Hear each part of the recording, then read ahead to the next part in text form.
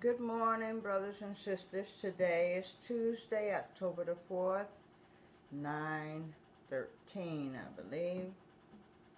9:13. We're going to start off with the sound saying coming from Hebrews 4:16. Let us therefore come boldly unto the throne of grace, that we may obtain mercy and find grace to help in time of need. Let us therefore come boldly unto the throne of grace, that we may obtain mercy and find grace to help in time of need. The back is coming from Psalms 55:22, and it says, Cast thy burden on the Lord, and he shall sustain thee. He shall suffer the righteous. He shall never suffer the righteous to be moved. Cast thy burden on the Lord, and he shall sustain thee. He shall never suffer the righteous to be moved. So, being among the righteous is a blessing indeed for you and me. Okay? Put these here. I like to also add the Beatitudes this morning. It's a great reminder of that which we obtain by not just being righteous, but by knowing the Lord and all his ways. So the Beatitudes sound like this. Blessed are the poor in spirit, for theirs is the kingdom of heaven. Blessed are those who mourn, for they shall be comforted. Blessed are the meek, for they shall inherit the earth. Blessed are those who hunger and thirst for righteousness, for they shall be filled. Blessed are the merciful, for they shall obtain mercy. Blessed are the pure in heart, for they shall see God. Blessed are the peacemakers, amen, for they shall be called sons of God. Blessed are those who are persecuted for righteousness' sake, for theirs is the kingdom of heaven.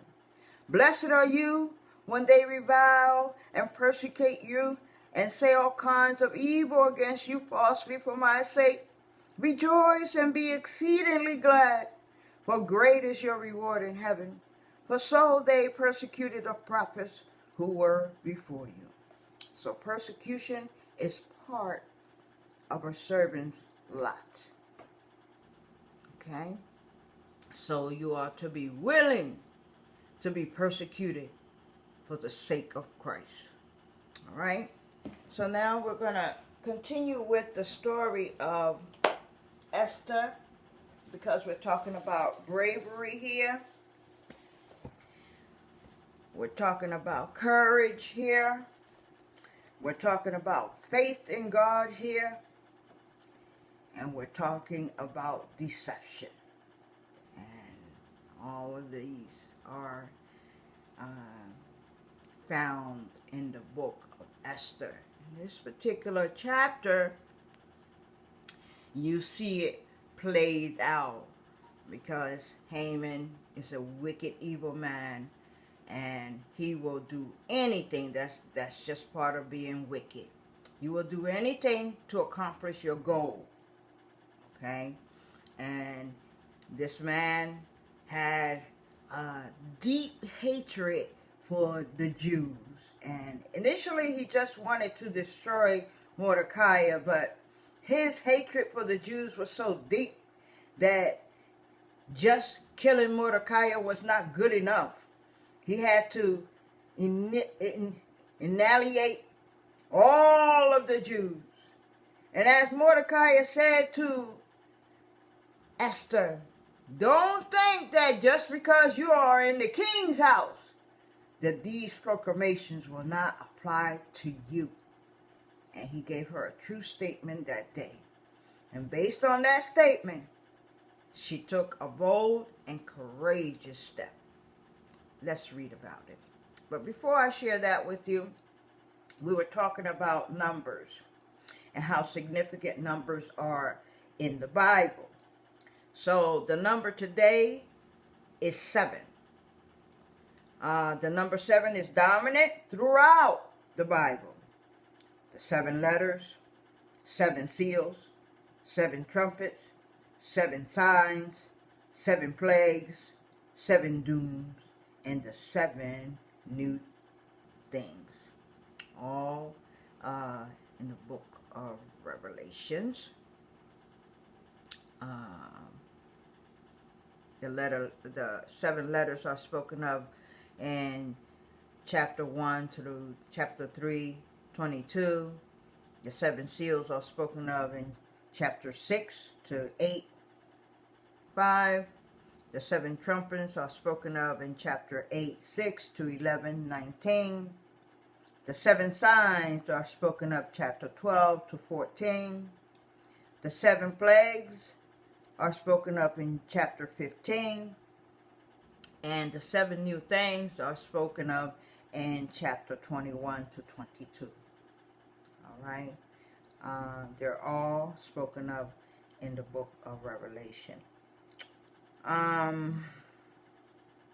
So let's go to the story of Esther. I hope everybody had a wonderfully restful weekend.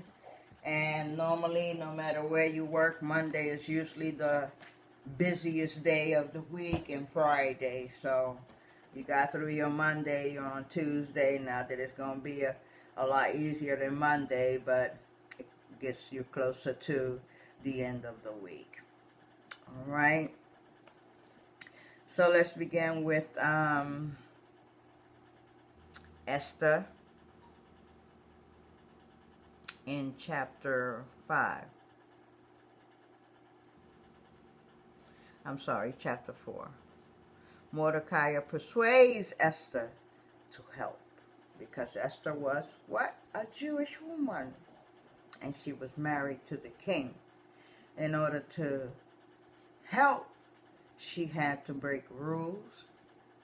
She had to do that which is not to be done. Okay? So let's see how she handles herself in this situation.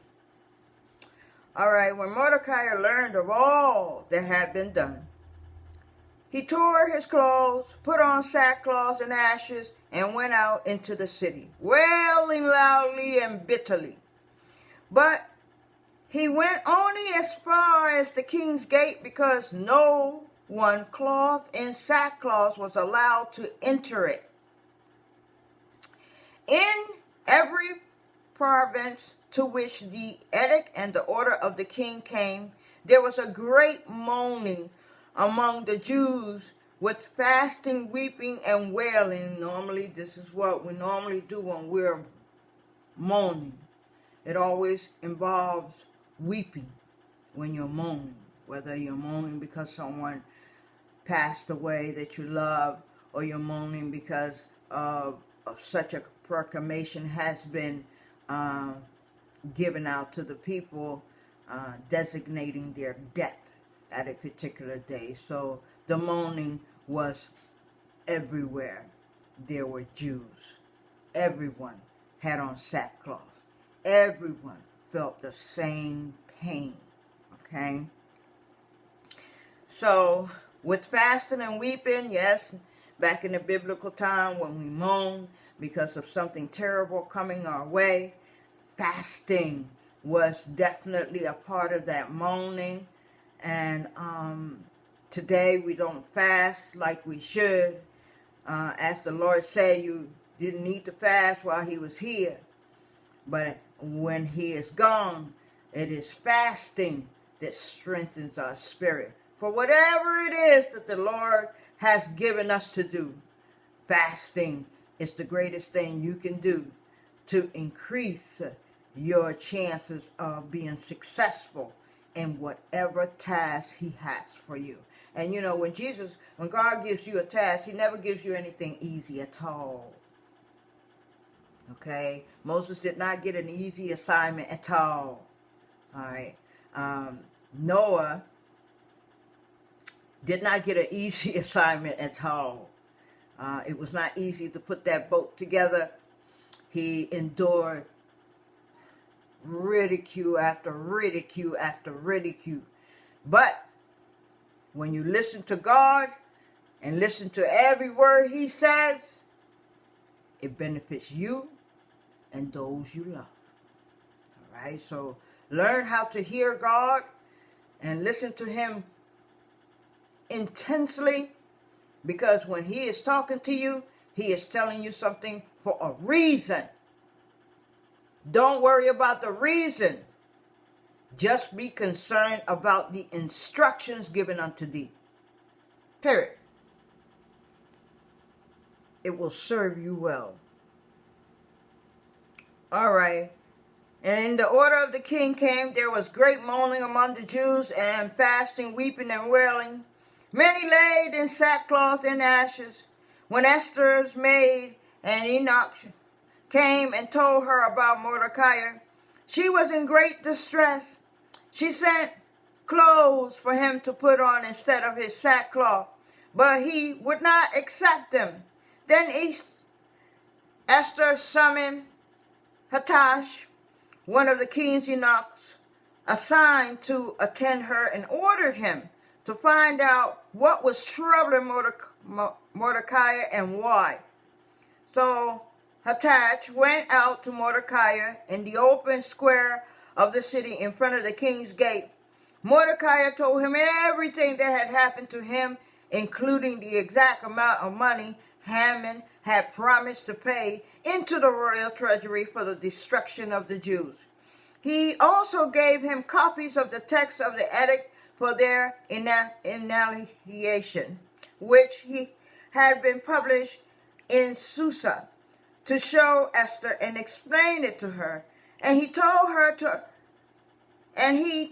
him to urge her to go into the king's presence to beg for mercy and plead with him for her people. Hathach went back and reported to Esther what Mordecai had said. Then she instructed him to say to Mordecai, all the king's officials, this is what she said. This is what she was riding on. This is what she knew. And it was factual. Hathach went back and reported to Esther what Mordecai had said. Then she instructed him to say to Mordecai, all the king's officials and the people of the royal province know that for any man or woman who approaches the king in the inner courts without being summoned, the king has but one law, that he be put to death. The only exception to this is for the king to extend the golden scepter to him and spare his life. But 30 days has passed since I was called to go to the king. So she hadn't been to the king in a long time. Okay. When Esther's words was reported to Mordecai, he sent back his answers. Do not think that because you are in the king's house, you alone of all the Jews will escape. For if you remain silent at this time, and relief and deliverance for the Jews will arise from another place, but you and your father's house will perish. Okay, so he was telling her the truth. God will cause it for release to come through another direction, but her family would not be spared because she failed to act based on the laws of the king. The laws of the king is not superior to the laws of God. Period. Now and forevermore. It will never be. In the same way that the 10 Commandments are superior to the Constitution of America. It will always be that way. In every generation. But you and your father's family will perish. And who knows but that you have come to royal position for such a time as this? Yes. God places you where he needs you for a purpose. Try to remember that. Every move you take is a purpose behind it. You may not know what it is. God knows. and in due time you will know too. All right? Then Esther sent this reply to Mordecai. Go, gather together all the Jews who are in Sukkah, and fast for me. Do not eat or drink for 3 days, night or day. I and my maids will fast as you do. When this is done, I will go to the king, even though it is against the law. That's courage. There's her faith. Work. Right? Faith without work is worthless. Let me repeat that. Faith without works is worthless. All right? I will go to the king even though it is against the law. And if I perish, I perish. So Mordecai went away and carried out all of Esther's instructions. All right? So, it is never good to be afraid of man. The only person we need to stay afraid of is the God we serve. Okay? So you can you can break man's rules, but breaking God's rules does not benefit you at all. Okay? So remember that God's rules, God's laws are superior to our own. And if you stay within that narrow rim, you have little to worry about. Why? Because God is your protector. He is wherever you are. He will not cause anything to come and befall you, especially if you listen and pay attention to what he thinks over what man says. Okay? That is all for today. Thank you very much for joining us here at Spiritual Water. As always, may the peace of God be upon you. May the protection of God surround you and all those you love. And may the will of God, not your will, his will, be manifested in your lives and mine. Have a beautiful day. Don't forget to be more like Christ and less like yourself. What does that mean? That means that you ought to behave like Christ. If someone comes to you and they're hungry, you ought to feed them. If someone is in jail and you know them, you ought to visit them. You ought to behave like Christ. You are never to send anyone away for any reason at all. Because Jesus never sent anybody away.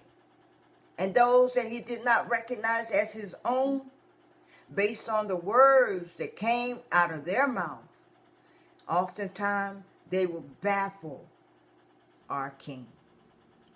Okay? So baffle your King, for he will always make it worth your while. I love you. Be compassionate and kind and caring. And always be ready to give an open ear to whomever comes your way, because it is God who has sent them towards you.